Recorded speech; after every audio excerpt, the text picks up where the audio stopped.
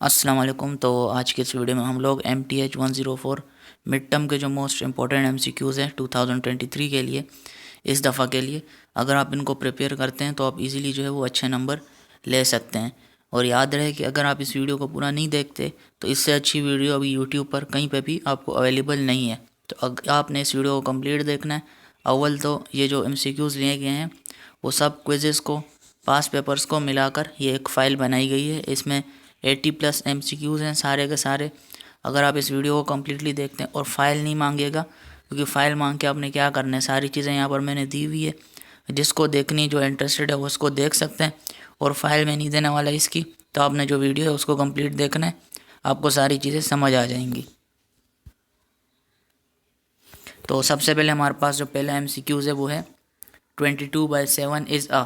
तो ये rational number है या इर्रेशनल नंबर है। याद रहे कि जो भी चीज़ P/Q की फॉर्म में हो तो हमारे पास कहलाती है रेशनल नंबर। और ये 100% वेरीफाइड आंसर है, कॉपी पेस्ट नहीं की हुई सारी चीज़ें। तो आपने जो है इसको प्रॉपरली आंसर को जो यहाँ पर लिखा हुआ है उसी को ही याद कर लेना है। पाई जो है हमारे पास क्या है, पाई इज़ एन। पाई जो है हमारे पास वो है इर्रेशनल नंबर। रेशनल नंबर कौन से हैं जो कि P/Q की फॉर्म में हो, तो 22/7 क्या है, P/Q की फॉर्म में है, तो वो रेशनल नंबर है। और पाई जो है वो है इर्रेशनल नंबर। उसके बाद एक नेक्स्ट MCQ है हमारे पास, if U is universal set and A is proper subset of U, then the complement of A C is equal to. तो वो किसके इक्वल होगा, फाई के इक्वल होगा। ये फाई है, ज़ीरो बना होगा और उसके बीच में एक लाइन लगी होगी। ये दो तरह के फाई होते हैं, तो कंप्यूटर में जो है इस तरह से लिखा हुआ है। तो फाई ज़ीरो, उसके ऊपर बीच में सीधी लाइन होगी। तो यूनिवर्सल सेट है और ए प्रॉपर सबसेट है यू का। तो कॉम्प्लीमेंट क्या होगा, ए सी किसके इक्वल होगा, वो फाई के इक्वल होगा। उसके बाद हमारे पास एक लॉ है, इन्वोल्यूशन लॉ। अब जिसने पढ़ा होगा उसको पता होगा, लेकिन ये रिपीटेड है। अब आपने यहाँ से इसको याद कर लेना है कि इन्वोल्यूशन लॉ क्या होती है। इन्वोल्यूशन लॉ क्या होती है कि ए सी सी इज इक्वल टू ए सी का मतलब कॉम्प्लीमेंट ए सी, और उसके बाद ब्रैकेट के बाद बाहर दोबारा से स्क्वायर में सी, वो किसके इक्वल है, ए के इक्वल है। उसके बाद है द कार्डिनलिटी। और ये कार्डिनलिटी के MCQs जो हैं वो बार बार यहाँ पर रिपीट होते रहते हैं, तो इनको आपने गौर से देखना है। The cardinality of the power set of, तो एक कार्डिनलिटी हमने ऑफ पावर सेट जो है, एक सेट दिया हुआ है 0 1 2 से लेकर 10 तक, तो उसकी पावर सेट क्या होगी। तो किसी भी सेट की पावर सेट फाइंड आउट करने के लिए आपने क्या करना है, 2 की पावर n होती है। तो 2 की पावर n, n हमने कहाँ से फाइंड आउट करना है, जितने उस सेट के अंदर हमारे पास जितने भी नंबर हैं या जो भी अल्फ़ाबेट्स हैं उनको आपने पहले काउंट करना है। तो सबसे पहले हमारे पास यहाँ पर देख सकते हैं 1 से लेकर 10 तक काउंटिंग है, तो 10 डिजिट्स ये हो गए और उससे पहले 0 भी है, तो टोटल कितने हो गए, 11 हो गए। अब पावर सेट फाइंड आउट करने के लिए हम क्या करते हैं, 2 की पावर n। तो n में जितने अंदर सेट के अंदर एलिमेंट्स होंगे उनको आपने ऊपर उतनी दफ़ा जो है वो मल्टीप्लाई कर देना है। यानी 2 को हमने 11 टाइम्स मल्टीप्लाई करना है, 2 मल्टीप्लाई बाय 2 मल्टीप्लाई बाय 2, इसी तरह 11 दफ़ा आप करेंगे तो आपके पास जो है पावर सेट आ जाएगा, और वो होगा 2048 के इक्वल। और ये MCQ से मोस्ट इंपॉर्टेंट है। इसको अगर आप करते हैं तो आप जो है जिस तरह इससे रिलेटेड जितने भी होंगे आप उसको ईजिली कर पाएंगे। ज़ीरो जो है ज़रूरी नहीं है हर एक में हो, लेकिन जितने भी एलिमेंट सेट के अंदर होंगे उतनों का ही आपने पावर लेना है। इधर 11 थे तो हमने 2 को 11 टाइम मल्टीप्लाई करना है, यानी 2 की पावर n की जगह क्या आ जाएगा, 11 आ जाएगा। तो 2 को आपने 11 दफ़ा मल्टीप्लाई करना है तो 2048 आ जाएगा। उसके बाद एब्सोल्यूट वैल्यू ऑफ -6 इज़। अब ये भी याद रहे कि ये जो है ये अगेन इंपॉर्टेंट MCQs हैं। अब इसमें क्या, एब्सोल्यूट वैल्यू किसी भी उसकी आपने फाइंड आउट करनी होगी, तो याद रहे जो भी वैल्यू होगी उसकी एब्सोल्यूट वैल्यू आंसर में भी वही होगी। जैसे कि आपसे बोले कि एब्सोल्यूट वैल्यू ऑफ 5 इज़, तो आंसर क्या आएगा, 5 ही आएगा। लेकिन एक डिफरेंस यहाँ पर यह है कि जब वैल्यू नेगेटिव में होगी एब्सोल्यूट वैल्यू, तो फिर एब्सोल्यूट वैल्यू क्या आएगी, जैसे कि एब्सोल्यूट वैल्यू ऑफ -6, तो फिर यही 6 जो है वो पॉजिटिव में ही लिखेंगे। नॉर्मल में तो वही वैल्यू आ जाएगी, लेकिन जब माइनस हो जाए तो फिर भी आंसर पॉजिटिव में हमने लिखना है। दोबारा समझा देता हूँ, अगर आपके पास absolute value of 5 find out करनी हो 5 की, तो आपने आंसर भी 5 ही देना है, यानी पॉजिटिव में है तो आंसर भी वही आएगा पॉजिटिव में। अगर वैल्यू नेगेटिव में हो जाए फिर भी आंसर वही आना है, लेकिन पॉजिटिव में आएगा। नेगेटिव में आंसर पॉजिटिव में आएगा, पॉजिटिव में जो वो है वो आंसर भी पॉजिटिव में आएगा। पता नहीं क्या बोल रहा हूँ मैं, लेकिन 5 आ गया क्वेश्चन में, आंसर में भी 5 ही आएगा। अगर 5 के साथ माइनस आ गया क्वेश्चन में तो आंसर फिर पॉजिटिव ही होगा, वैसे भी पॉजिटिव है, माइनस के साथ भी पॉजिटिव ही होगा, यानी जो वैल्यू होगी उसका आंसर वही आएगा, सेम एज इट इज़, कोई चेंजिंग नहीं होगी। और साइन जो है वो प्लस का होगा, माइनस वाले के साथ भी और प्लस वाले के साथ भी। उम्मीद करता हूँ आपको ये चीज़ समझ आ गई हो। सिंपल चीज़ें यहाँ पर लिखी हुई, आप बाकी देख सकते हैं। उसके बाद क्या है, इंटरवल फॉर्म ऑफ इनइक्वालिटी। तो ये इसको प्रॉपर इनइक्वालिटी का आपको समझना पड़ेगा। जब आप इसको समझ लेंगे तो आप इजीली इस टाइप के एमसीक्यूज़ को जो है वो सॉल्व कर पाएंगे। फिलहाल हमारे पास जो इसका आंसर है -5 less than x less than equal to 5 is, तो वो किसके इक्वल होगा, -5, 5 के। और एक दूसरी चीज़, जो इनइक्वालिटी को हमने आंसर में लिखना है तो उसमें आपने ये ख्याल रखना है कि साइड में जो है ब्रैकेट होगा और राइट में जो है ये कौन सा ब्रैकेट है ये आपने लगाना है। तो इसका प्रॉपर मेथड है, ये आपको याद होना चाहिए। बाद औक़ात आपका आंसर सही हो सकता है, लेकिन ये साइड में जो चीज़ें लगी हुई हैं हो सकता है किसी एक में आगे पीछे कर दें, तो फिर आपने उसको प्रॉपरली देखना है ताकि आंसर गलत ना हो जाए। उसके बाद सेट 1 2 3। अब सेट 1 2 3 क्या है, तो ये हमारे पास है बाउंडेड बिलो। एक वर्ड आएगा एमसीक्यूज़ में बाउंडेड अबव और एक होगा बाउंडेड बिलो। तो बाउंडेड बिलो कौन से होंगे, जो कि नॉर्मल सेट होंगे, 1 2 3 हो जाएगा, 2 4 5 हो जाएगा, 1 3 5 7 कुछ भी दे देंगे आपको। तो आपने क्या करना है, इसको कर देना है बाउंडेड बिलो। बाउंडेड अबव कब होगा, जब आपके पास सेट ऑफ रियल नंबर बोल दे, यानी 5 तक, उसमें आपको पूरा वो जो सेट टाइप के इंटीजर्स उसके अंदर लिखते हैं, सम ये वो ग्रेटर लेस देन, वो प्रॉपर वो खिचड़ी बना के दे देंगे। तो फिर आपने बाउंडेड अबव कर देना है, यानी उसकी एक लिमिट दे देंगे कि रियल नंबर का सेट है 5 से ज़्यादा नहीं है। तो 5 से ज़्यादा नहीं है उसका मतलब हो गया बाउंडेड अबव। बाउंडेड बिलो कब होगा, जब नॉर्मल सेट होगा जिसमें कोई रिक्वायरमेंट नहीं है कहाँ तक है क्या नहीं है, तो 1 2 3 है चल रहा है बस चलते रहेगा। लेकिन जब आपको लिमिट दे दे कि जैसे रियल नंबर का सेट हो गया 5 से कम, यानी 5 उसकी आखिरी रेंज है, रेंज बता दी आपको, तो फिर क्या हो जाएगा, बाउंडेड अबव हो जाएगा, अदरवाइज बाउंडेड बिलो ही होगा। उसके बाद हमारे पास है if b is equal to 34 and a is equal to 13 then by division theorem quotient q is. तो जब आप इसको डिवाइड करेंगे तो आने वाला आंसर हमारे पास क्या होगा, 2 होगा। और लिखना आपने क्या है, क्वोशंट लिखना है। सिंपल सा आप कैलकुलेटर में 34 को 13 से डिवाइड करेंगे तो आने वाला आंसर 2 पॉइंट समथिंग होगा। अगर ऑप्शन में पॉइंट में लिखा हुआ है तो आपने उस पर क्लिक कर देना है, अदरवाइज एज इट इज़ आपने 2 आंसर में लिख देना है। याद रहे, रिमाइंडर नहीं लिखना आपने क्या लिखना है, क्वोशंट लिखना है। तो क्वोशंट जो है हमारे पास है 2। सिंपल सा कैलकुलेटर में हमने डिवाइड करना है, 34 डिवाइडेड बाई 13, आने वाला आंसर 2 हो जाएगा। अगर हमारे पास इफ़ ए की वैल्यू हो जाए 5, ये वही 5 है, ये दो तरीक़ा से लिख सकते हैं कंप्यूटर में, लेकिन यहाँ पर मैंने थोड़ा अजीब सा लिखा हुआ है। तो 0 के ऊपर स्ट्रेट लाइन होगी तो हमारे पास 5 कहलाता है। तो ए की वैल्यू अगर 5 हो तो बी की 5 हो, यानी ए की वैल्यू भी 5 है और बी की वैल्यू भी 5 है, तो देन ए क्रॉस बी क्या हो जाएगा, तो ए क्रॉस बी हमारे पास क्या हो जाएगा, वो भी 5 ही हो जाएगा। उसके बाद हमने consider the set A is equal to 1 2 3 with relation S is equal to 1 2 2 1 2 2 3 3। Matrix form of S is, तो मैट्रिक्स फॉर्म ऑफ एस क्या है, तो आपके पास मल्टीपल ऑप्शंस होंगे, तो उनमें से जो है नन ऑफ दिस पर आपने क्लिक कर देना है। अब यहाँ पे बाकी ऑप्शंस नहीं लिखे हुए तो इसको इस तरह से समझाना मुश्किल होगा, लेकिन अगर आपके पास जो है इसका आंसर उसी तरह से नहीं आ रहा जिस तरह हम इसको सॉल्व करते हैं, तो आपने फिर उसको आंसर जो है वो नन ऑफ दिस पे क्लिक कर देना है। Let A is equal to 1 2 3 be a set and R is equal to 1 2 2 1 1 1 2 2 be a relation on A. Relation R is symmetric है या फिर कुछ और है, एंटी सिमेट्रिक हो सकता है, नॉन सिमेट्रिक कुछ भी हो सकता है।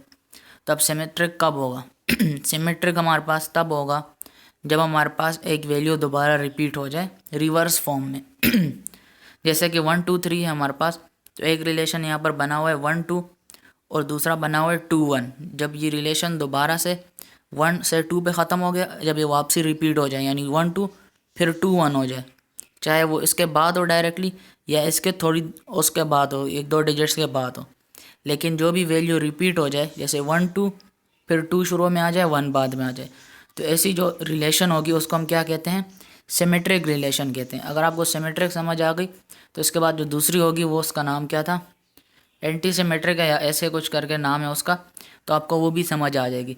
सिमेट्रिक की क्या निशानी है कि जब वैल्यू रिपीट हो जाए, यानी 1 2 2 पे ख़त्म हो गया, अब 2 1 अगर दोबारा हो गया तो वो क्या कहलाएगा, सिमेट्रिक कहलाएगा। और ज़रूरी नहीं है कि शुरू के 2 वैल्यूज़ ही होंगी, समझाने के लिए कह रहा हूँ। 2 3 भी हो सकता है। अब 2 3 हो गया, अब दोबारा 3 2 हो गया, तो इसका मतलब ये सिमेट्रिक कहलाएगा। ये रिलेशन क्या कहलाएगा? सिमेट्रिक कहलाएगा।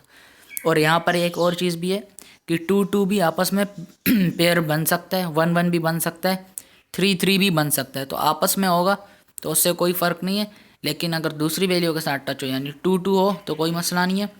2 के साथ 3 हो जाए, फिर उसके बाद 3 और 2 हो जाए तो ऐसी सूरत में जो रिलेशन होगी वो होगी सिमेट्रिक।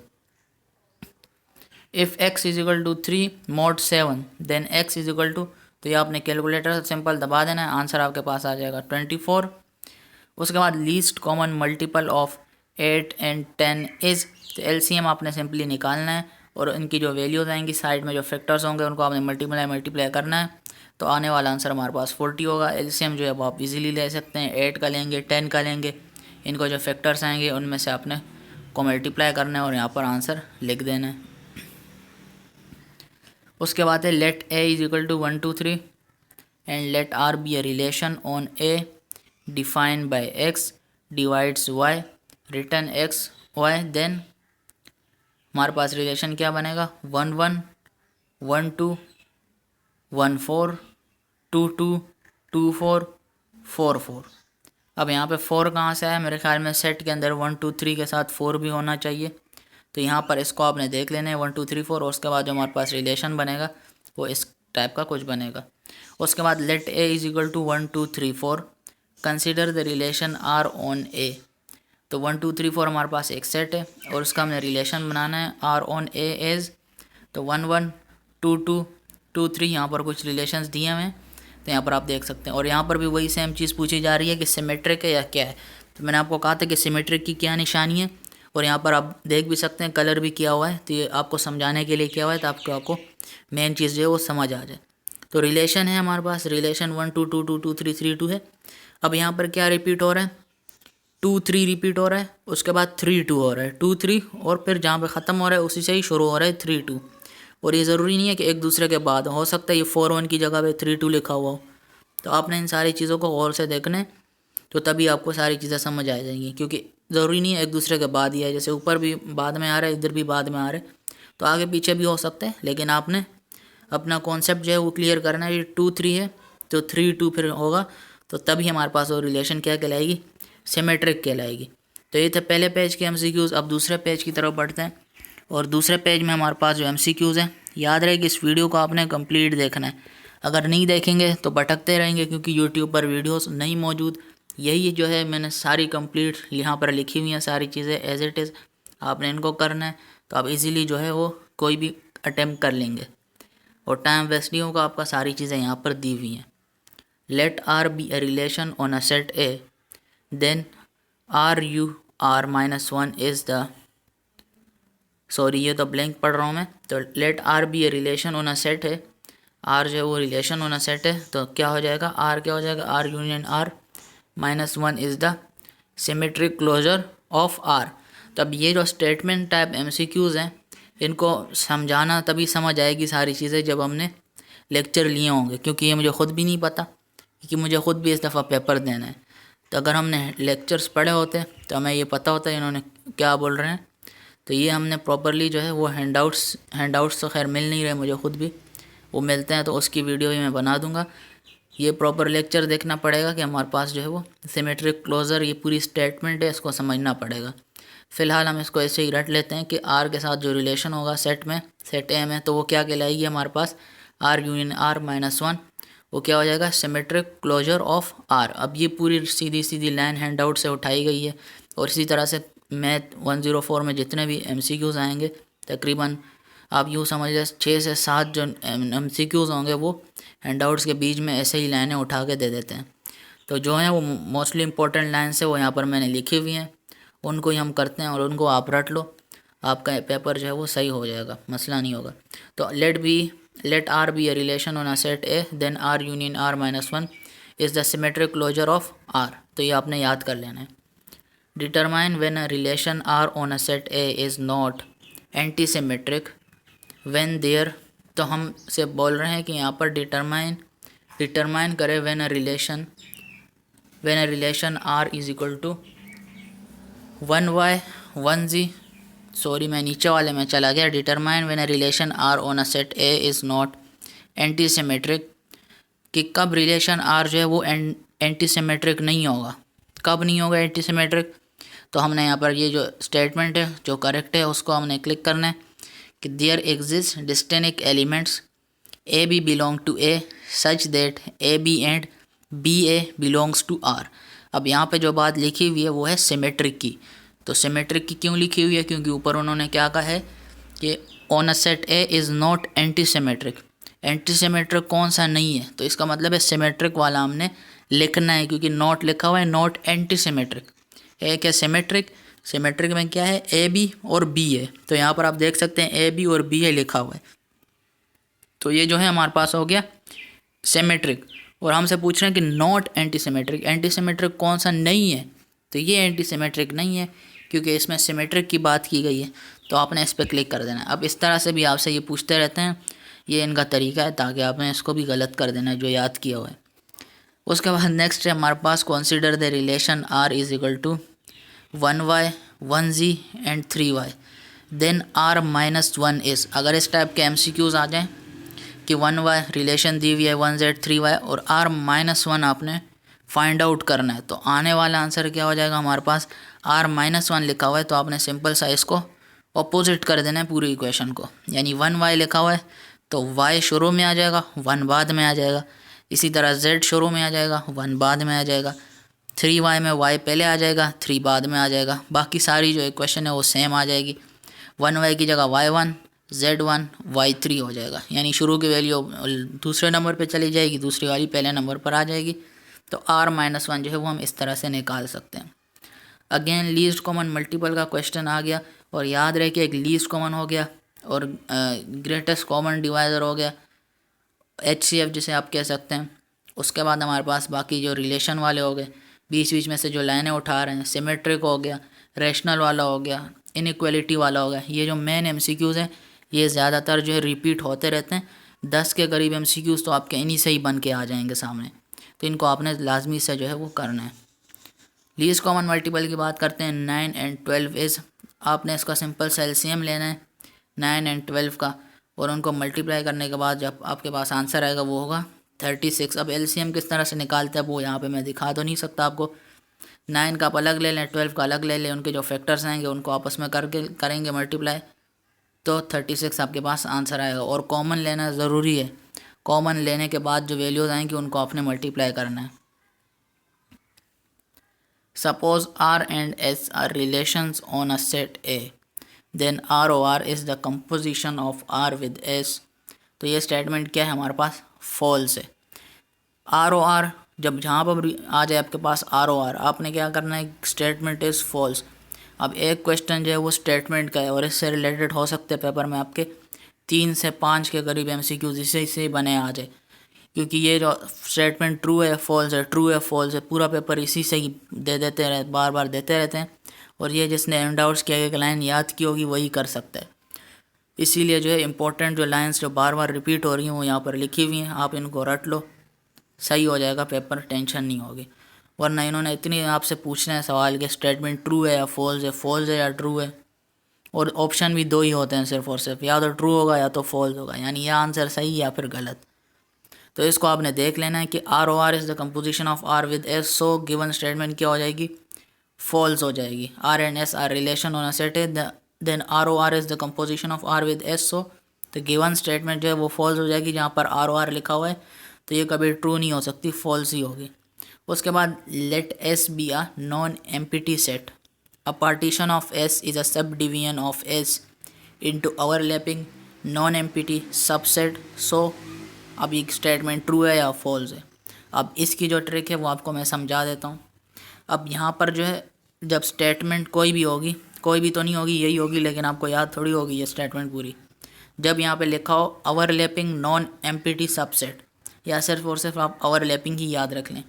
जब ओवरलैपिंग आ जाए तो स्टेटमेंट हमारे पास क्या हो जाएगी, फॉल्स हो जाएगी। ओवरलैपिंग जब भी आएगी हमारे पास स्टेटमेंट क्या हो जाएगी, फॉल्स हो जाएगी। ये आपने लाजमी याद रखना है। उसके बाद दूसरी एक स्टेटमेंट है let S be a non empty set, a partition R on S is an equivalent relation if R is reflexive, symmetric and transitive. तो क्या हो जाएगी स्टेटमेंट? ट्रू हो जाएगी। स्टेटमेंट ट्रू कब हो जाएगी? जब रिफ्लेक्सिव नाम का लफ्ज़ आएगा तो स्टेटमेंट ट्रू हो जाएगी, और ओवरलैपिंग का नाम आएगा तो स्टेटमेंट हमारे पास फॉल्स हो जाएगी। तो ये दोनों statement most most most important है, रिपीटेड है, सारी चीज़ें जो है रिपीट होने वाली हैं बार बार, तो इनको अपने लाजमी देख लेना है। उसके बाद नेक्स्ट MCQs है, consider the partition P is equal to 1 3 5 2 4 6 8 और 7 9 of the set S is equal to 1 2 से लेकर 9 तक है हमारे पास। Then the system of representatives of the partition P is. तो अब इसमें पार्टीशन P जो है वो क्या होगा? अब आपने सिंपल से हमारे पास P के जो है वो 3 हैं, यहाँ पर ब्रैकेट्स हैं 1 3 5 2 4 6 8 और 7 9।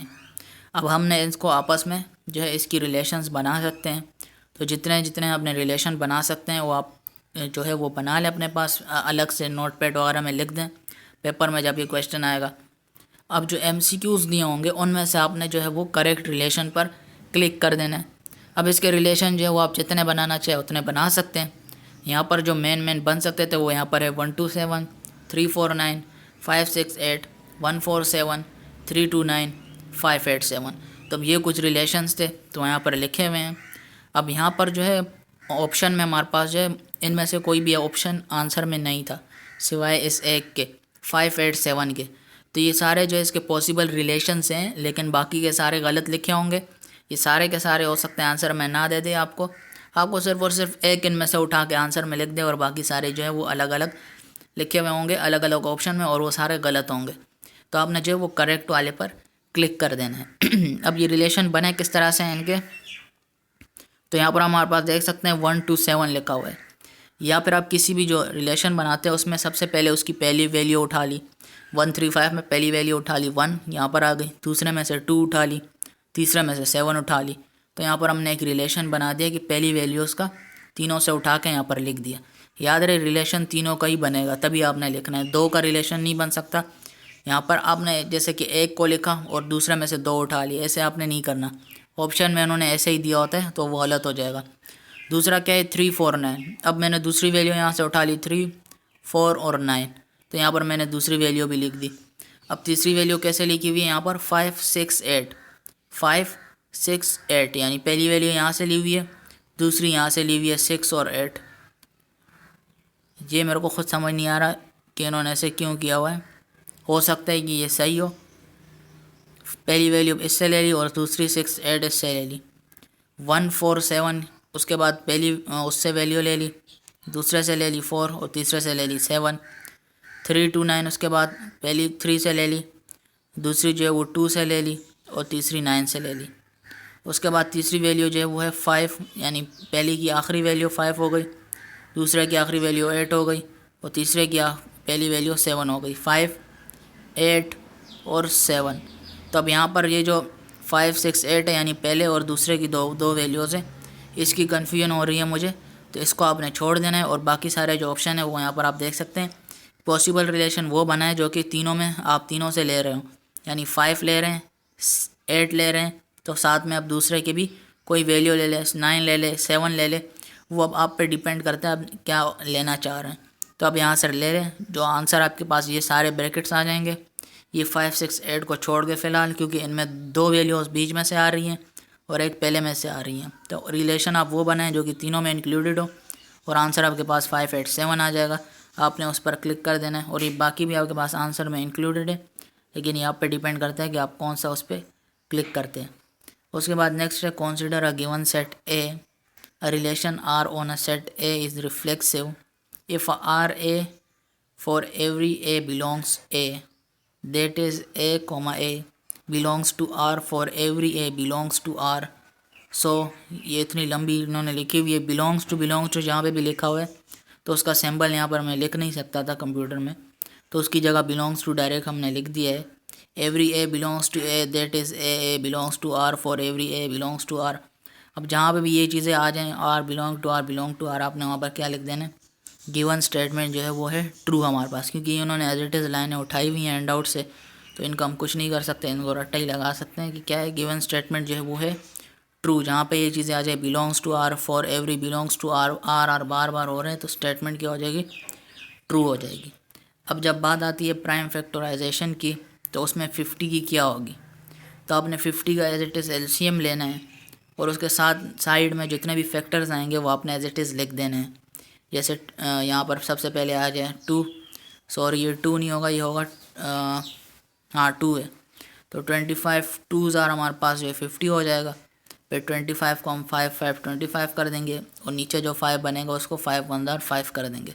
तो इसके जो फैक्टर्स होंगे 2 मल्टीप्लाई बाय 5 मल्टीप्लाई बाय 5, तो आंसर हमारे पास क्या आ जाएगा, 50 आ जाएगा। तो ये है इसके प्राइम फैक्टराइजेशन, यानी 2 5 ज़ार 10 हो जाएगा, 10 5 ज़ार 50। तो यहाँ पर हमारे पास ये गिवन है। उसके बाद suppose A and B are non zero integers, then greatest common division A B multiply by 1 centimetre, A B is equal to A B is, तो क्या हो जाएगा, नॉन ज़ीरो इंटीजर्स हैं और G C D A B multiply by 1 centimetre. इससे आपने याद रखना है, यहाँ पे 1 सेंटीमीटर आ रहा होगा, आपने उस स्टेटमेंट को क्या करार देना है, ट्रू करार देना है। उसके बाद है given the set A is equal to 0 1 2 with the relation r is equal to 0 1 1 0 and s is equal to 0 0 2 1 1 0, then s is equal to r is equal to, तो हमारे पास एक सेट है जो कि है 0 1 2 विद रिलेशन r, r के साथ relation है उसका, और r जो है हमारे पास है वो है 0 1 और 1 0।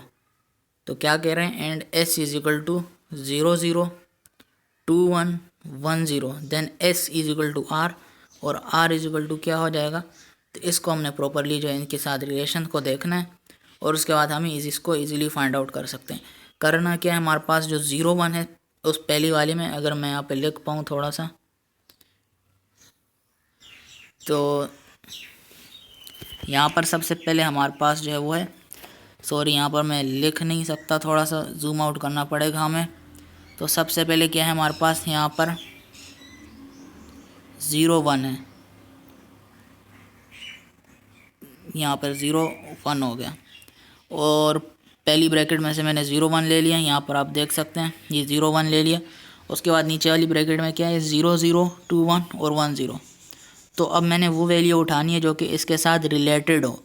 तो रिलेटेड कौन है, 0 1 हमें चाहिए, 0 या 1 में से कोई भी नीचे वाली ब्रैकेट में होगा, हम उसको पिक कर लेंगे। तो 0 1 से रिलेटेड जो है पहली वैल्यू ही हमारे पास ये पड़ी हुई है 0 1, तो इसको मैंने यहाँ पर 0 1 लिख दिया। अब यहाँ पर हमारे पास ये जो है मैच नहीं हो रही, 0 1 और नीचे भी आ रहा है 0 1,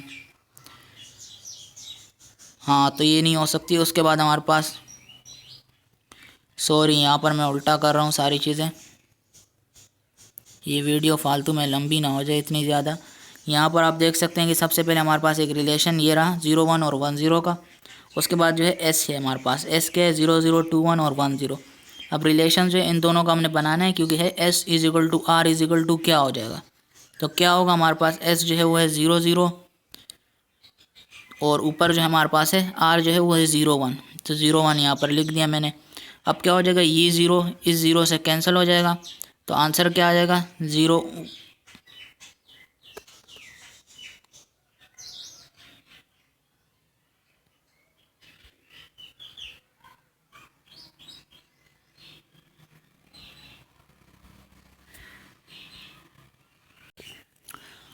तो सॉरी यहाँ पर जो है मैंने इक्वेशन थोड़ी सी ऊपर नीचे कर दी थी, और यहाँ पर अगर हम इसको समझिए, एक तो स्क्रीन छोटी है, इसको मैं जूम इन नहीं कर सकता क्योंकि पेंट खोला हुआ है यहाँ पर मैंने।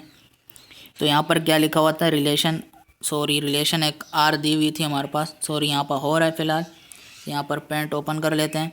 तो यहाँ पर रिलेशन दी हुई थी हमारे पास, इसको ज़रा रिमूव कर देता हूँ मैं, पहले जो गड़बड़ की हुई थी।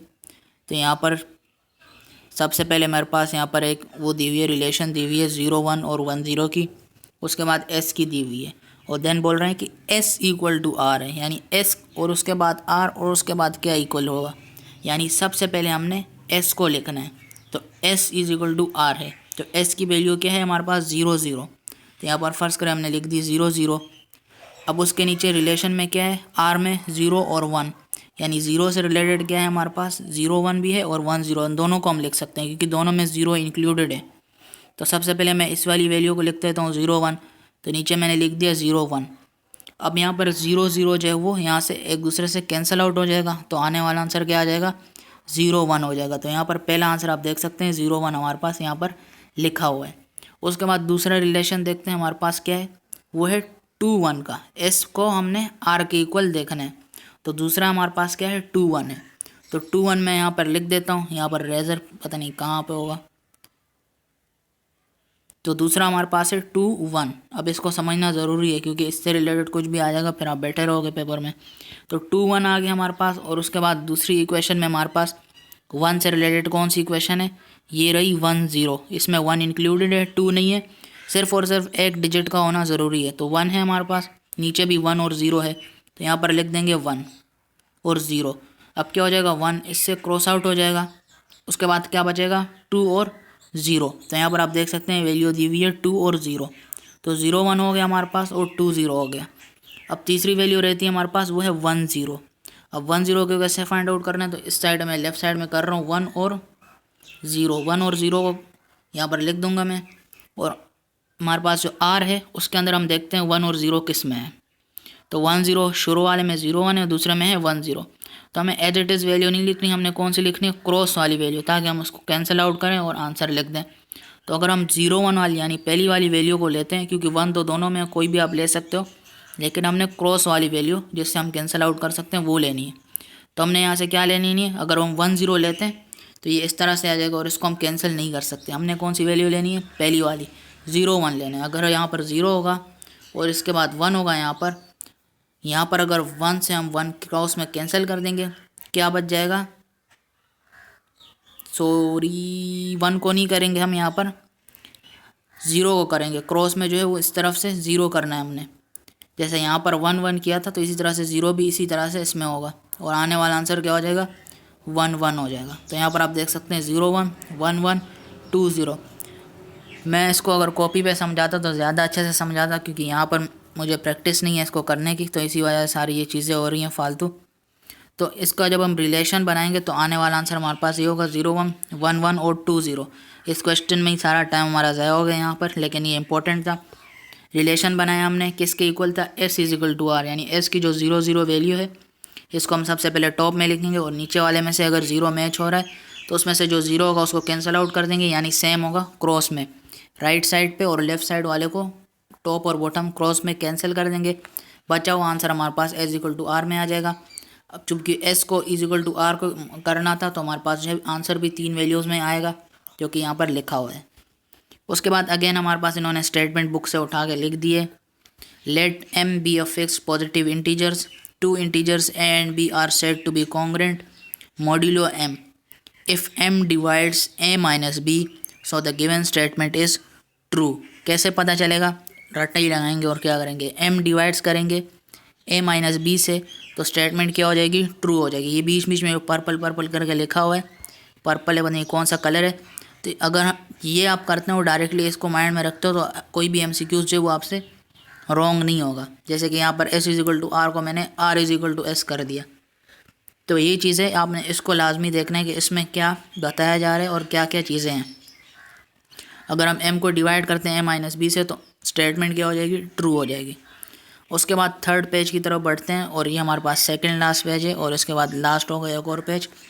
तो fundamental theorem of arithmetic is every integers n less than 1 can be n greater than 1 can be express uniquely, क्या हो जाएगा, as a product of prime number.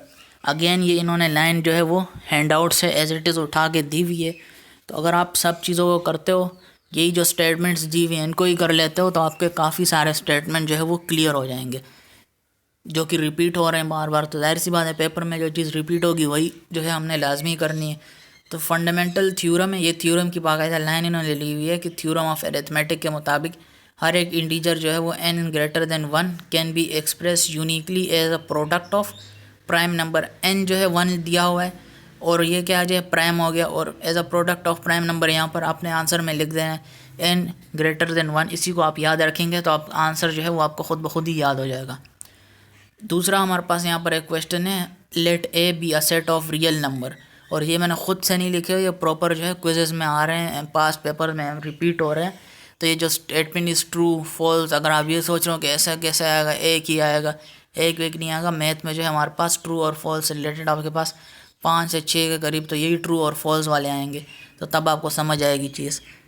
तो यहाँ पर जो है हमारे पास let A B a set of real number है if for every Z belongs to A X less than और equal to M where M is real number, then A क्या हो जाएगा, ए इज़ बाउंडेड हो जाएगा। Set of real number है और M जो है वो है रियल नंबर, तो क्या हो जाएगा, ए क्या हो जाएगा, वो बाउंडेड हो जाएगा। ये आपने याद रख लेना है। Sets are generally represented by, set किससे रिप्रेजेंट करते हैं हम, कैपिटल लेटर से करते हैं। तो यहाँ पर उन्होंने क्या लिखा हुआ है, स्मॉल लेटर लिखा हुआ है। तो ये स्टेटमेंट में आपसे पूछा जा रहा है कि ट्रू है या फॉल्स है, तो ये फॉल्स है, जाहिर सी बात है। स्मॉल लेटर में हम सेट को नहीं रिप्रेजेंट करते, सेट को हम कैपिटल लेटर से रिप्रेजेंट करते हैं।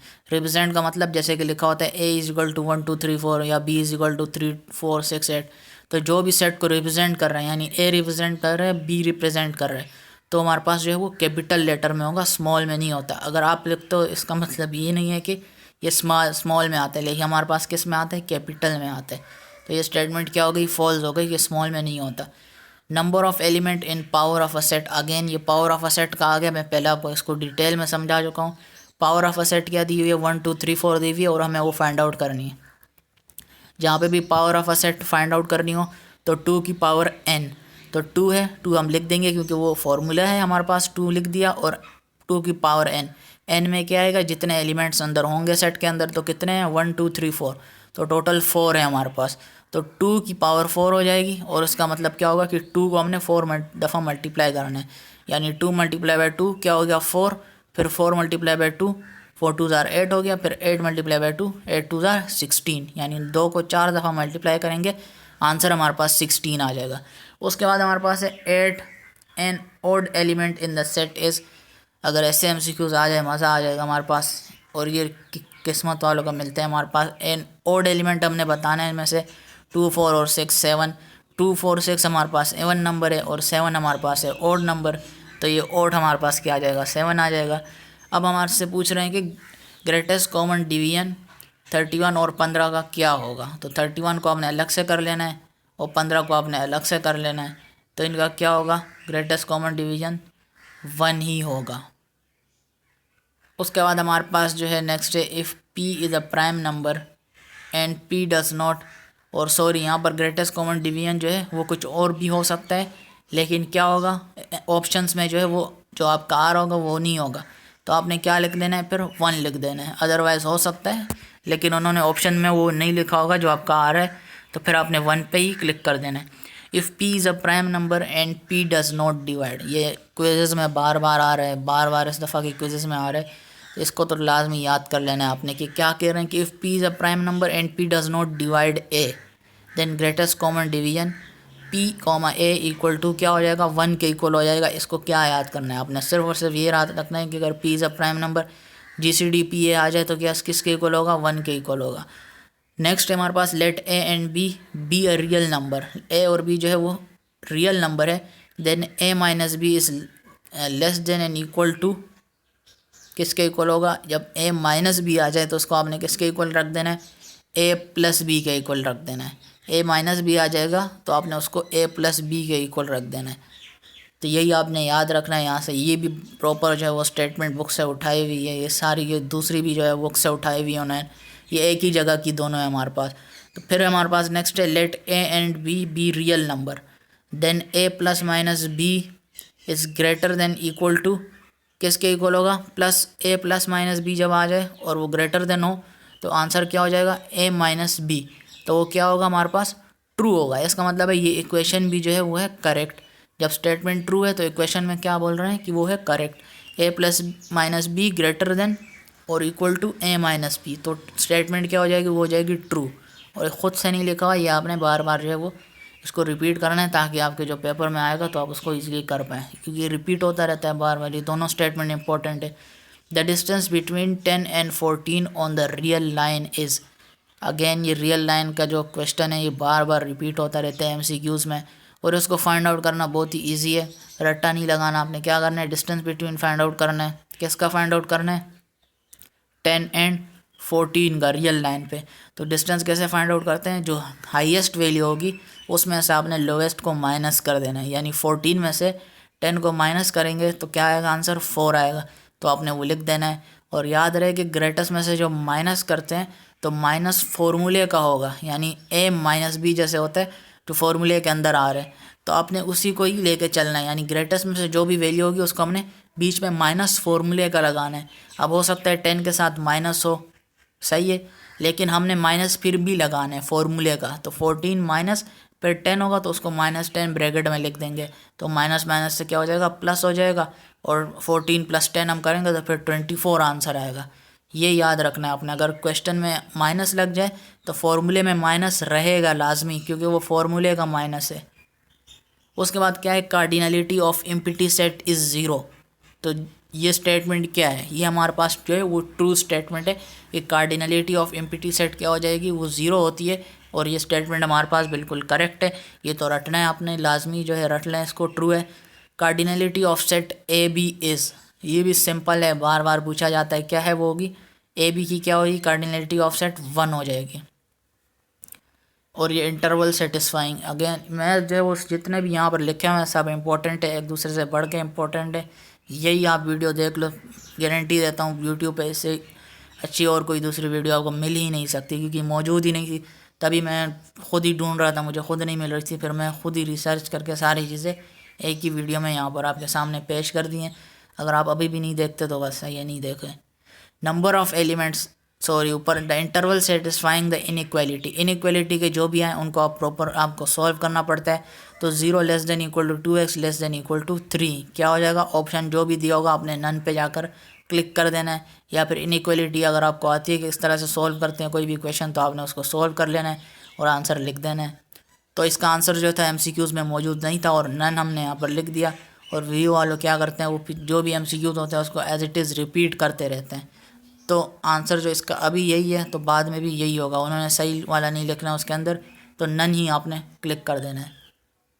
Number of element in power set of a set, again power set आ गया। पावर सेट कैसे फाइंड आउट करते हैं, 2 की पावर n। तो n में क्या लिखते हैं, जितने एलिमेंट्स होंगे ABC कितने हैं, 3 है हमारे पास, तो 2 की पावर क्या हो जाएगी, 3 हो जाएगी। 2 को हमने 3 दफ़ा मल्टीप्लाई करना है, 2 × 2 × 2 2 2 4 होगा, 4 2 क्या हो जाएगा, 8 हो जाएगा। पावर सेट का आंसर हमारे पास 8 आ जाएगा। The distance between -2 and 14 on the real line is, अभी जो बात कही थी मैंने कि डिस्टेंस का पूछे, जैसे ऊपर 10 and 14 था, यहाँ पर -2 and 14 हो गया। On the real line is, अब आप क्या करोगे, 14 - 2 को डायरेक्ट कर लोगे, 12 आंसर में क्लिक कर दोगे और गलत कर दोगे। ऐसे नहीं करना, क्या करना है, 14 माइनस, उसके बाद क्या है -2, एक माइनस फॉर्मूले का लगेगा और दूसरा तो ऑलरेडी मौजूद है, ग्रेटेस्ट में से लोवेस्ट को माइनस करना है हमने। तो 14 माइनस फिर ब्रैकेट में -2 आ जाएगा। अब 14 एज इट इज़ नीचे लिख देंगे और माइनस फॉर्मूले वाला और 2 वाला आपस में मल्टीप्लाई होंगे। और माइनस माइनस आपको पता है जब मल्टीप्लाई होता है तो हमारे पास प्लस आता है।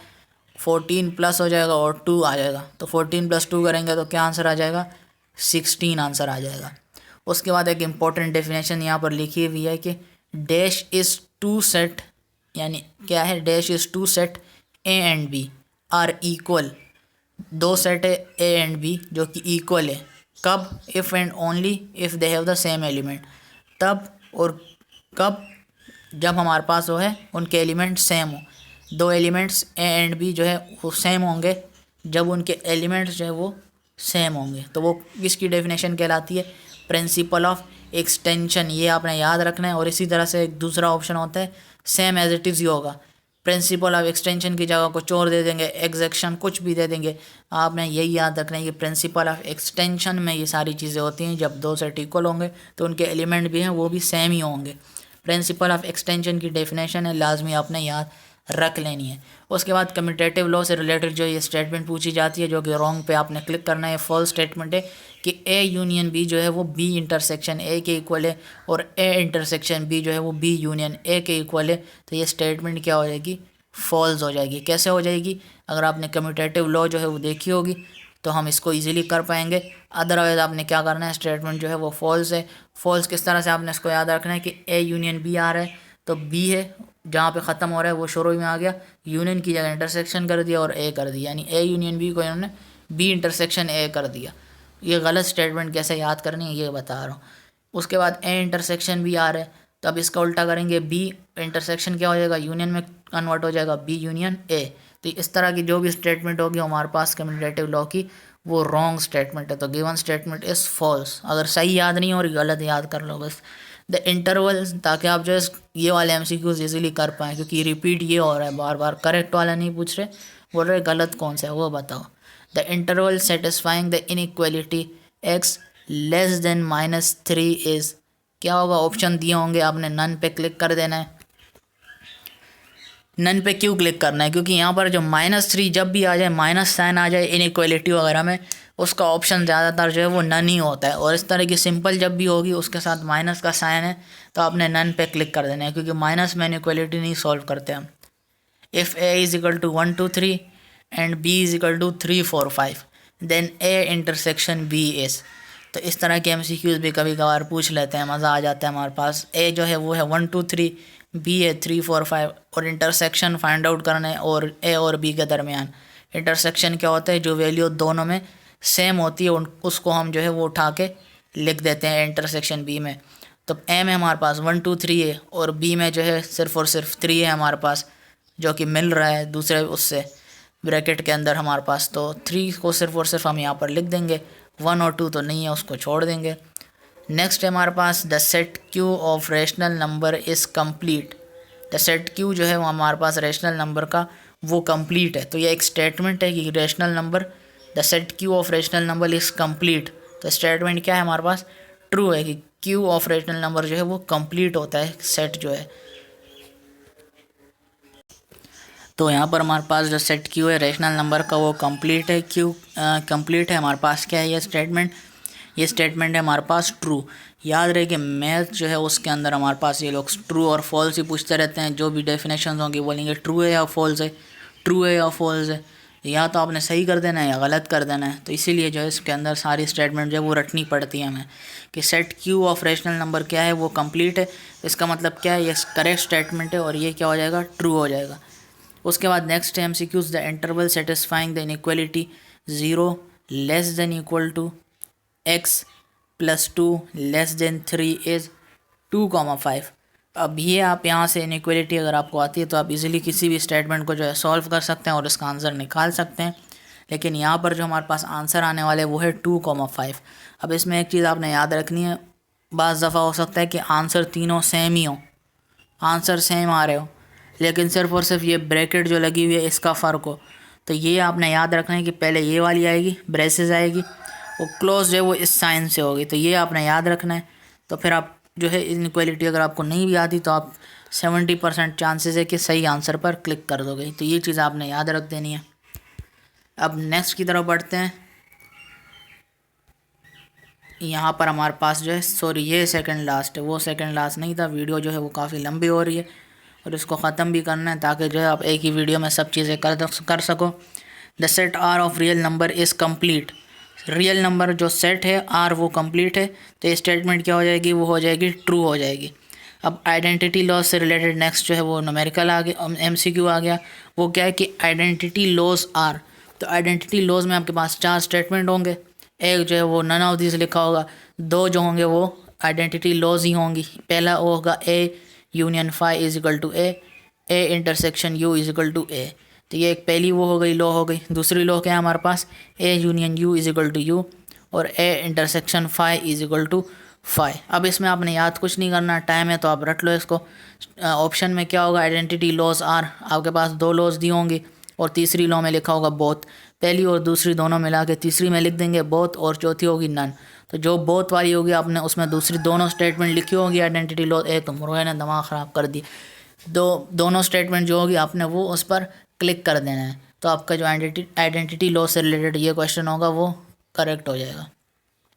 If A and B are positive, अगर ए और बी पॉजिटिव है तो लाजमी सी बात है कि ए प्लस बी भी पॉजिटिव होगा और ए बी भी पॉजिटिव होगा। ऑप्शन में क्या दिया होगा, नेगेटिव दी होगी, या ए बी को जो है वो नेगेटिव कर देंगे या ए प्लस बी को नेगेटिव कर देंगे, एक पॉजिटिव होगा एक नेगेटिव होगा या दोनों को नेगेटिव कर देंगे। तो ऐसा नहीं होने वाला कि ए एंड बी अगर पॉजिटिव है तो ए प्लस बी भी पॉजिटिव होगा और ए बी भी पॉजिटिव होगा। उसके बाद real number can not be represented as a point on a straight line. ये स्टेटमेंट क्या है, फॉल्स है कि रियल नंबर जो है वो can not be represented as a point on a straight line. इसका मतलब इसको हम रिप्रेजेंट कर सकते हैं, अगर नहीं कर सकते तो ये स्टेटमेंट क्या है हमारे पास फॉल्स हो जाएगी। नेक्स्ट है हमारे पास a set contains the elements present in the universal set but not in set A is called the complement of A. तो क्या हो जाएगी स्टेटमेंट हमारे पास ट्रू हो जाएगी। जब यहाँ पे भी असेट है कंटेन करते हैं element present in the universal set, a set contain the element present in the universal set but not in set A is called the complement of A. तो ये स्टेटमेंट क्या हो जाएगी, ट्रू हो जाएगी। रटनी है सारी चीज़ें, रटो भाई। If two set A and B are given, जब दो सेट ए और बी जो है वो हमारे पास मौजूद हो, then the set consisting of all elements of A and B is called intersection of A. तो ये फॉल्स स्टेटमेंट है, तो आपने फॉल्स पे क्लिक कर देना है। ये ट्रू नहीं हो सकती कभी भी क्योंकि ये फॉल्स है।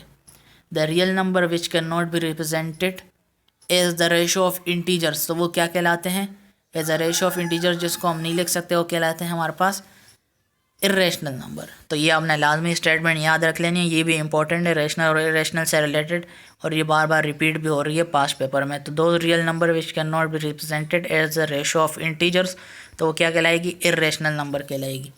विच of the following set is unbounded. अब याद रहे जब भी बाउंडेड अनबाउंडेड आ जाए, जिसमें सिंपल सेट होगा इस तरह का 1 2 3, तो आपने उस पर क्लिक कर देना है, या फिर कोई और इससे रिलेटेड ABC कुछ भी लिख देंगे, आपने उस पर क्लिक कर देना है। वो सेट जिसमें लिखा हो एक्स सच डेट ये वो लंबा सा सेट होगा, आपने उस पर नहीं क्लिक करना। जो सिंपल सेट होगा आपने उस पर क्लिक कर देना है। इसकी यही पीछे रीज़न है, अनबाउंडेड या बाउंडेड जो भी है आपने सिंपल वाले सेट पे क्लिक कर देना है। If A is equal to 1 2 3 and B is equal to 3 4 5 then A union B is. Union किस तरह से फाइंड आउट करते हैं हम, जो कि वैल्यू जो दोनों में मौजूद भले हो लेकिन हम उसको एक दफ़ा लिखते हैं और सीक्वेंस से लिखते हैं, यानी 1 0 1 2 इस तरह से हमने स्टार्टिंग में जो वैल्यू होगी उसको पहले लिखेंगे और बाद वाली को बाद में लिखेंगे। तो यहाँ पर सबसे पहले वैल्यू कौन सी शुरू हो रही है, 1 शुरू हो रही है। ये नहीं कह रहा कि पहले में मौजूद है तो इसलिए 1 लिख रहे हैं, 1 से ही काउंटिंग शुरू होती है 0 1 2। तो 0 नहीं मौजूद तो उसके बाद क्या आ रहा है, 1 आ रहा है, तो 1 लिख देंगे, 2 लिख देंगे, 3 लिख देंगे, और उसके बाद 3 रिपीट हो रहा है तो एक ही दफ़ा आ गया, 4 और 5 लिख दिया, तो ये ए यूनियन बी कहलाएगा। और याद रहे कि इस टाइप के MCQs में क्या करते हैं, वो आंसर में क्या लिख देंगे, 1 2 3 4 और 5 नहीं लिखेंगे। तो आपने 1 2 3 4 में नहीं क्लिक कर देना, कहीं नन का ऑप्शन भी होगा आपने उस पर क्लिक कर देना है। जहाँ पर सेट कंप्लीट नहीं लिखा हुआ नन का ऑप्शन होगा आपने उस पर क्लिक करना है, फिर वो ही सही होगा, क्योंकि ये ऑप्शन गलत हो जाएगा। 4 तक नहीं 5 तक बनता है यहाँ पर हमारे पास यूनियन बी। अगर कंप्लीट सेट नहीं लिखा हुआ फिर नन वाले ऑप्शन पर आपने क्लिक कर देना है। नेक्स्ट है आइडेम्पोटेंट लॉस आर। अब आइडेम्पोटेंट लॉस अगर आपको पता होंगे तो आप इस स्टेटमेंट का आंसर दे पाएंगे कि ये ट्रू है या फॉल्स है। करना कुछ नहीं है, अगर ए यूनियन ए है वो किसके इक्वल होगा, ए के इक्वल होगा।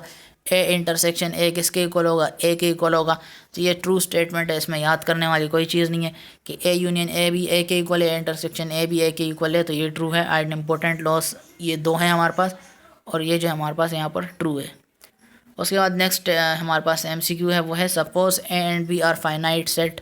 फाइनाइट मतलब जिसको हम गिन सकते हैं। Then A divided by B is equal to n A minus n A intersection B, so the given statement is. ये स्टेटमेंट क्या हो जाएगी, ट्रू हो जाएगी। याद कैसे रखना है, A and B are finite set है, जहाँ पे भी फाइनाइट आ जाए उसके बाद डिवाइड हो रहा है तो स्टेटमेंट ट्रू हो जाएगी। यही लॉजिक है। डैश सॉरी 2 डिस्टिंक्ट पॉइंट, ये दो MCQs यहाँ पर लिखे हुए हैं, डिस्टिंक्ट पॉइंट डिस्टिंक्ट लाइंस, ये दोनों मोस्ट इंपॉर्टेंट है, मोस्ट इंपॉर्टेंट। इसको लाजमी आपने रटना है, याद करना है कि ये दोनों स्टेटमेंट हमारे पास ट्रू हैं। 2 distinct point are on one and only one line, तो ये स्टेटमेंट क्या हो जाएगी, ट्रू हो जाएगी। 2 distinct point are on one and only one line, तो ये स्टेटमेंट ट्रू हो जाएगी। 2 distinct line can not contain more than 1 point, in common, तो ये स्टेटमेंट क्या हो जाएगी, ट्रू हो जाएगी। ये दोनों एमसीक्यूज मोस्ट इंपॉर्टेंट है, इसको लाजमी आपने याद करना है। इनमें से एक एमसीक्यूज आपके पेपर में मौजूद होगा। अ ग्रुप और collection of well defined object क्या कहलाता है, सेट कहलाता है। और ये क्या है, ट्रू है। ये डेफिनेशन में भी ट्रू फॉल्स पूछ रहे हैं भाई, तो ये ट्रू है स्टेटमेंट हमारे पास। जो सेट है जो है वो वेल डिफाइंड ऑब्जेक्ट का सेट होता है, इसको क्या कहलाते हैं, कलेक्शन होता है, वो सेट कहलाता है। ये स्टेटमेंट ट्रू है। Let A and B real number, तो ज्योमेट्रिकली क्या हो जाएगा, A less than B if and only. तो ए लेस देन बी हो जाएगा तब होगा जब if the point A lies to the left of the point B. Let A and B real number, A less than B कब होगा, ए less than B तब होगा जब हमारे पास पॉइंट ए जो है वो लाइज कर दे लेफ़्ट पे of the point B. Left पे क्यों लाइज करेगा, कि यहाँ पर ए लेस देन बी लिखा हुआ है, तो अगर लेफ़्ट पे होगा तो तभी हमारे पास पॉइंट ए जो है वो स्मॉल हो जाएगा। ज्योमेट्रिकली ए लेस देन बी कब होगा, जब पॉइंट ए जो है वो लाइज करे लेफ़्ट साइड पे, क्योंकि बीच में जो है वो साइन लगा हुआ है ग्रेटर बी की तरफ। बी को हम समझ लें, यहाँ पर हमारे पास है 10 और ए की जगह हम 5 लिख देंगे, तो 5 इज़ लेस देन 10। तो ए की जगह पे जो वैल्यू होगी लेफ़्ट साइड पे वो हमारे पास जो है वो लेस होगी इस ज्योमेट्रिकली इक्वेशन उसके मुताबिक, ए लेस देन बी के मुताबिक। उसके बाद है the set of integer z is dense in are. ये स्टेटमेंट क्या है, हमारे पास ट्रू स्टेटमेंट है कि z इंटीजर r जो है वो डेंस होता है। ये स्टेटमेंट हमारे पास है ट्रू। अब ये लास्ट पेज हमारे पास बचा है, काफ़ी सारे MCQs जो ऑलरेडी कवर हो गए। अगर आप यहाँ तक वीडियो देख रहे हैं तो कमाल की बात है, वैसे देखता तो नहीं है कोई इतनी video. Suppose A and B are finite disjoint set. क्या है, finite disjoint set, then A n A union B is equal to n A minus n B. तो ये स्टेटमेंट क्या हो जाएगी, फॉल्स हो जाएगी। याद कैसे रखना है, फाइनाइट के साथ क्या लिखा हुआ है, डिसजॉइंट सेट लिखा हुआ है। तो जहाँ पे भी ये वर्ड आ जाए तो आपने क्या रख देना है, स्टेटमेंट इज फॉल्स। क्योंकि एक दो स्टेटमेंट तो नहीं है, कितनी याद करेंगे, ऐसे ही आपने याद करना है कि फाइनाइट डिसजॉइंट सेट आ गया, स्टेटमेंट फॉल्स हो जाएगी। नेक्स्ट है greatest common factor, sorry greatest common divisor जो भी आप बोलो इसको। 12, -18 इज़, तो अब 12 का भी निकालना है, 8 का भी निकालना है। कॉमन फैक्टर निकाल के जो मल्टीप्लाई करेंगे आने वाला आंसर होगा 6। अब याद रहे यहाँ पर एक जो कंफ्यूज करते हैं वी वाले, क्या करते हैं, 6 के साथ माइनस भी लगा देंगे ऑप्शन में। एक 6 होगा नॉर्मल, एक होगा -6। तो जब भी ये ग्रेटेस्ट कॉमन एलसीएम जो भी चीज़ें हों इनके साथ माइनस आ जाए तो आंसर पे कोई फ़र्क नहीं पड़ेगा, आंसर माइनस में नहीं आएगा। माइनस को आपने नेगलेक्ट कर देना है, जो फैक्टर होंगे आपने कॉमन निकाल के वो उसको मल्टीप्लाई करके यहाँ पर लिख देना है आंसर। सिंपल, माइनस वाइनस कुछ नहीं आएगा, भले क्वेश्चन में कुछ भी हो, आपने सिर्फ और सिर्फ उसका वो फैक्टर निकालने, मल्टीप्लाई करना है और आंसर लिख देना है। और फैक्टर सारे नहीं मल्टीप्लाई करने, कॉमन फैक्टर जो होगा वो। Given a is equal to 1 2 and b is equal to 5 6 7, then b cross a is equal to. अब ये क्या है, क्रॉस से रिलेटेड है। नॉर्मल जो सेट वाला है यूनियन इंटरसेक्शन, उसी में से ही क्रॉस वाला कॉन्सेप्ट आता है। तो इसमें क्या बोल रहे हैं कि a को b से b को a से हमने मल्टीप्लाई करना है, तो आंसर क्या होगा। b में कितने हैं हमारे पास, 3 वैल्यूज़ है 5 6 7। तो b को 3 से a से मल्टीप्लाई करना है, तो b multiply by a। b में 3 है, a में 2 है हमारे पास, तो 3 2 ज़ार क्या हो जाएगा, 6 हो जाएगा। तो सबसे पहले आपने वो ऑप्शन ढूंढना है जिसमें हमारे पास 6 के करीब जो है वो हमारे पास गिवन हो। तो 6 कितने हैं, इसी में 6 दिए हुए 1 2 3 4 5 6। जब आप इस तरह से करते हो तो आपके पास जो है वो 2 ऑप्शन जो है वो इसी तरह से ही ख़त्म हो जाएंगे। आप 2 ऑप्शन को ऑलरेडी फ़तह कर लोगे, बाकी 2 ऑप्शन रह जाएंगे, उनमें से आपने करेक्ट को क्लिक करना है। जिनमें से करेक्ट क्या होगा, यहाँ पर आप देख सकते हैं किस तरह से होगा। b को a से मल्टीप्लाई करना है ना, तो 5 1 ज़ार 5 और 5 2 5 1 और 5 2। तो यहाँ पर हमने ऐसे ब्रैकेट की फॉर्म में लिख देना है। तो 5 1 के साथ हो जाएगा, यहाँ पर लिख दिया, फिर 5 2 के साथ हो जाएगा, यहाँ पर लिख दिया। इसी तरह से 6 भी इन दोनों के साथ होगा, 6 1 और 6 2, 6 1 6 2 यहाँ पर लिख दिया। 7 1 और 7 2, 7 1 और 7 2 लिख दिया। तो इस तरह से जो है b को अगर हम a के साथ मल्टीप्लाई करेंगे तो इस तरह की स्टेटमेंट यहाँ पर एक क्वेश्चन हमारे पास आ जाएगी, वो आपने लिख देनी है। उसके बाद नेक्स्ट है if a cross b। Again a को हमने b के साथ जो है अगर मल्टीप्लाई करते हैं 11 7 11 8 12 7 12 8 13 7 13 8, तो b की वैल्यू क्या होगी, b की वैल्यू क्या हो जाएगी, 7 8 हो गई। जैसे ऊपर आप देख सकते हो ना b क्रॉस a, तो इसी तरह से b को हमने a के साथ मल्टीप्लाई किया है, तो b को a से मल्टीप्लाई किया, तो इसका मतलब है b की वैल्यू पहले आ रही थी, तो इसमें a की वैल्यू पहले आ रही है, तो बी की बाद में आ रही है, तो ए की वैल्यू शुरू में आ रही है, तो वो है 11, 12 और 13। ये किसकी वैल्यू है? ए की वैल्यू है। बी की वैल्यू क्या हो जाएगी? जो बाद में आ रही है। ऊपर क्या था? पहले आ रही थी, सॉरी पहले जो है ए की वैल्यू ऊपर यहाँ क्या थी? 1 2 थी, तो बी क्रॉस ए था, तो बी था 5 और ए था 1, तो यहाँ पर हमने लिख दिया था 5 और 1। तो बी जो है वो हमारे पास था सेकंड वैल्यू, उसको हमने इजीली यहाँ पर पता था हमें। तो इसी तरह से इसमें भी है कि हमारे पास क्या बोल रहे हैं कि ए क्रॉस बी, यानी ए जो है हमारे पास स्टार्टिंग में आएगा, क्योंकि ए को हमने बी के साथ मल्टीप्लाई कर रहे हैं। तो शुरू में 11 ए है, 7 बी है, 11 अगेन ए है, 8 जो है वो बी है। तो बी की वैल्यूज़ कौन सी है? 7 8 7 8 7 8। तो ये जितनी भी वैल्यू 7 8 लिखी हुई है, तो ये हमारे पास बी की वैल्यू है, और वो बी क्या आ जाएगा? 7 8 आ जाएगा। इस पर आपने क्लिक कर देना है। और नेक्स्ट हमारे पास प्राइम फैक्टराइजेशन से रिलेटेड MCQs है। तो क्या है? 78 दे देंगे, 90 दे देंगे, 50 दे देंगे। आपने इसका फैक्टर निकालना है। लेफ्ट साइड में जितनी भी वो हो जाएंगी हमारे पास फैक्टर्स आएंगे 2 3 प्राइम फैक्टर, उनको आपने एज इट इज़ उठा कर लिख देना है। इनको मल्टीप्लाई करने पर ये वैल्यू बनेगी, तो आपने इसको एज इट इज़ लिख देना है। इसको अभी मैं यहाँ पर मज़ीद डिटेल में क्या बताऊँ, अगर यहाँ पर मैं लिख ही दूँ, क्योंकि वीडियो इतनी ज़्यादा लंबी हो गई है पहले ही। तो क्या है हमारे पास यहाँ पर 50 को जैसे मैं कर लेता हूँ, 50 लिख देंगे। 50 क्या होता है? 25 2 ज़ार और 5 5 ज़ार, और मज़ीद 5 को 1 ज़ार करेंगे तो 2 5 5 आ जाएगा, जैसे यहाँ पर लिखा हुआ है। तो इसी तरह से आप जो है बाकी जो है इनको भी प्राइम फैक्टराइजेशन निकाल सकते हैं। इजी मेथड है, ज़्यादा इसमें कुछ ख़ास नहीं करना, बचपन से ही पढ़ रहे हैं हम। Given A is equal to A B, then A cross A is equal to क्या हो जाएगा? A B B B. तो ए क्रॉस ए की जो है हमारे पास ये हो जाएंगे। इसमें क्या बोल रहे हैं कि ए बी को मल्टीप्लाई करना है हमने ए बी के साथ, यानी ये ए का जो ब्रैकेट है इसी को हमने, दूसरा ब्रैकेट भी ए का ही है, तो ए बी और ए बी को जब हम आपस में मल्टीप्लाई करते हैं तो आंसर क्या आएगा हमारे पास? ए आ जाएगा, ए बी आ जाएगा। कैसे आएगा?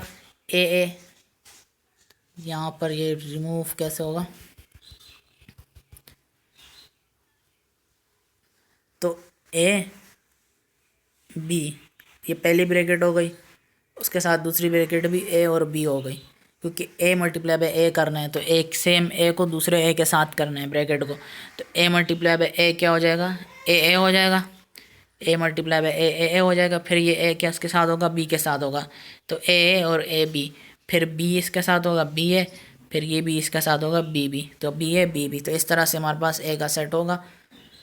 नेक्स्ट की तरफ बढ़ते हैं। हमारे पास जो नेक्स्ट है यहाँ पर वो है if A is equal to 1 2 4 let R be relation on A defined by x divides y return x by y, then R is equal to 1 1 1 2 1 4 2 2 2 4 4 4।